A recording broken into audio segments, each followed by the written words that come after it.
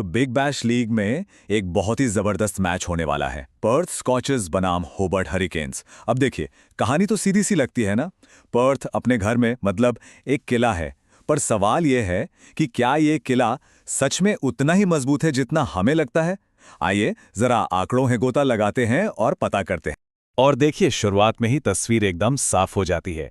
एक तरफ तो है पर्थ, जिनका अपने घर में ऐसा दबदबा है कि उनकी जीत का प्रतिशत आसमान छूता है, और फिर दूसरी तरफ होबार्ट, जो इस मैदान पर लगातार संघर्ष करते आए हैं।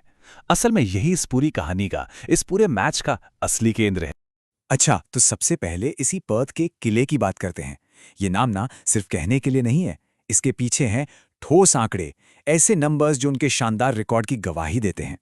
72.22%। जी हां, पिछले 5 सालों में स्कॉचर्स ने अपने होम ग्राउंड पर 72% से भी ज्यादा मैच जीते हैं। सोचकर देखिए जरा, इसका सीधा सा मतलब है कि हर 4 में से लगभग 3 मैच तो वो जीतते ही हैं। ये कमाल का आंकड़ा है, जो बताता है कि उनका दबदबा किस लेवल का है। और रुकिए, कहानी यही खत्म नहीं होती। जब बात आती है चेस करने की, लक्ष्य का पीछा करने की, तब तो ये आंकड़े और भी डरावने हो जाते हैं। हाल के मैचों में उनकी जीत की दर है 88.9%। मतलब साफ है, अगर पर्थ दूसरी बल्लेबाजी कर रहा है तो उनको हराना भई लगभग नामुमकिन सा काम है। लेकिन जैसा कि हर अच्छी कहानी में होता है, यहां भी एक मोड़ है। जो किला अब तक अजेय लग रहा था, उसमें अब एक दरार दिखने लगी है। एक नई और बहुत ही महत्वपूर्ण कमजोरी सामने आई है। तो सबसे बड़ा सवाल अब यही है कि क्या ये किला इस सीजन में भी उतना ही मजबूत है, उतना ही अभेद्य है? और बस यही एक सवाल इस पूरे विश्लेषण की दिशा ही बदल देता है। और इसकी वजह यह है, देखिए, दोनों ही टीमों के कुछ बड़े खिलाड़ी नहीं खेल रहे। होबार्ट को अपने स्टार बल्लेबाज मैथ्यू वेड की कमी खलेगी, जो कि एक बड़ा झटका है। लेकिन पर्थ पर इसका असर कहीं ज्यादा गहरा है। क्यों? क्योंकि उन्होंने अपनी पूरी की पूरी पेस बॉलिंग तिकड़ी खो दी है। वही गेंदबाज जिन्होंने उनके दबदबे की नींव रखी थी। तो चलिए अब जरा इस युद्ध के मैदान को समझते हैं, यानी कि पर्थ स्टेडियम को। देखते हैं कि यहाँ खेल के नियम क्या हैं और आंकड़े हमें क्या बताते हैं कि यहाँ जीतने के लिए आखिर करना क्या पड़ता है। 178 ये नंबर, इसे याद रखिएगा। ये पर्थ में पहली पारी का एवरेज विनिंग स्कोर है। मतलब एकदम साफ है, अगर कोई टीम पहले बैटिंग करते हुए इससे कम रन बनाती है तो फिर जीतने के चांस बहुत बहुत कम हो जाते हैं। और ये चार्ट, ये तो कहानी को और भी दिलचस्प बना देता है। देखिए, स्कोर जितना बड़ा होता है, जीतने की संभावना उतनी ही तेजी से बढ़ जाती है। 180 के पार स्कोर बनाने का मतलब है कि टीम 73% से ज्यादा बार जीतती है। हाँ, ये बात भी है कि ओवरऑल देखा जाए तो चेस करने वाली टीमों को हल्की सी बढ़त जरूर मिलती है। और अब आते हैं उस मुद्दे पर जो पर्थ की असली कमजोरी को उजागर करता है। देखिए, इस मैदान पर तेज गेंदबाजों और स्पिनरों के प्रदर्शन में जमीन आसमान का फर्क है। पेसर्स यहां विकेट चटकाते हैं, जबकि स्पिनर्स पर बाउंड्रीज ज्यादा लगती हैं। और अब समझ में आता है कि पर्थ के टॉप पेसर्स का न होना कितना बड़ा झटका है। यहां पर T20 क्रिकेट के बारे में एक आम गलतफहमी को भी दूर करना जरूरी है।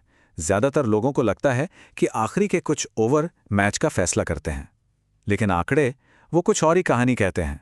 असल में मैच का फैसला होता है चेज के पहले 6 ओवरों में, पावर प्ले में, जब नई गेंद होती है, दबाव सबसे ज्यादा होता है, और उसी दौरान गिरे हुए विकेट असल में मैच का नतीजा तय कर देते हैं। तो चलिए अब जरा दोनों टीमों को आमने सामने रखकर देखते हैं, उनकी ताकत क्या है, उनकी कमजोरियां क्या हैं, खासकर इस मैदान पर। ये एक लाइन होबार्ट की सारी मुश्किलों को बयां कर देती है। पिछले 5 सालों में होबार्ट ने पर्थ स्टेडियम में लक्ष्य का पीछा करते हुए एक भी मैच नहीं जीता है। एक भी नहीं, 0। इसके बिल्कुल उलट, पर्थ की बल्लेबाजी आज भी उनकी सबसे बड़ी ताकत है। उनके पास कई ऐसे खिलाड़ी हैं जिनका एवरेज 30 से ज्यादा का है और स्ट्राइक रेट 135 के ऊपर। मार्श, टर्नर और हार्डी जैसे मजबूत खिलाड़ी तो हैं ही, साथ में कनोली और इवांस जैसी विस्फोटक पावर भी है। ये लाइनअप आराम से 170 से 190 प्लस का टोटल बना सकता है। और वही दूसरी तरफ होबार्ट की बैटिंग है, जो एक बहुत बड़ी चिंता का सबब है। इस मैदान पर उनकी पूरी टीम का बैटिंग एवरेज सिर्फ 20 के आसपास है। और सबसे बड़ी चोट क्या है? उनके सबसे खतरनाक बल्लेबाज मैथ्यू वेड टीम में नहीं है। मतलब जो लाइनअप पहले से ही कमजोर लग रहा था, वो अब और भी ज्यादा कमजोर हो गया है। तो अब सवाल ये है कि खेल का फैसला होगा कहां?